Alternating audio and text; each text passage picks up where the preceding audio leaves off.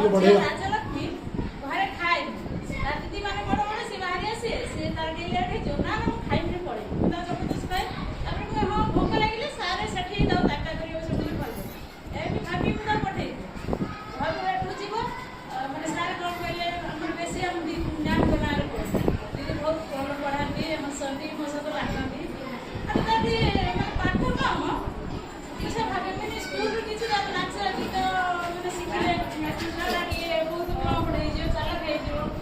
ଘର ଭିତରେ ବି ତାକୁ ଦେଖେଇ ପାରେ ନା ଟିଉସନ୍ କରେ ଆଉ ସବୁ ବି ଭଲ ଅଛି ବୋଲିକି ସିଏ ବି ନିଜେ ମନା କଲା ନା ମା ମୁଁ ଏଇଠି ପଢ଼ିବି ମୋତେ ଭଲ ଲାଗୁଛି ତ ସୁବିଧା ଦେବ ମୁଁ ଭଲ ପଢ଼ୁଛି ନିଜେ ମନା କଲାନି ପିଲାମାନଙ୍କୁ ବହୁତ ମାନେ ଶିକ୍ଷା ଦୀକ୍ଷା ବା ପ୍ରତ୍ୟେକ ସ୍ନେହ ମମତାରେ ଆପଣଙ୍କ ପାଇଁ ବହୁତ ବାନ୍ଧି ରଖିଛି ଆଗକୁ ପ୍ରତ୍ୟେକ ସମୟରେ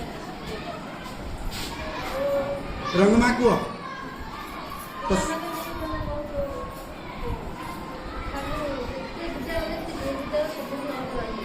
ତାଳି ତାଳି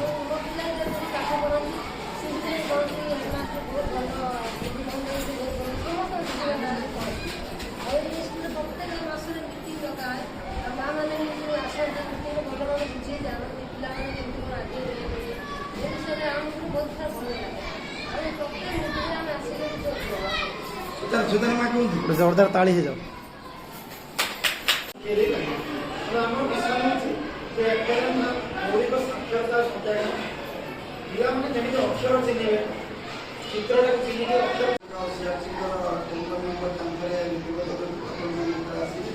ସିଆର୍ସିଙ୍କର ନମ୍ବର ମଧ୍ୟ ଆପଣ ରଖିପାରିବେ ବିଦ୍ୟାଳୟରେ କୌଣସି କଥା ଆପଣ ସଜେସନ୍ ଦେଇପାରିବେ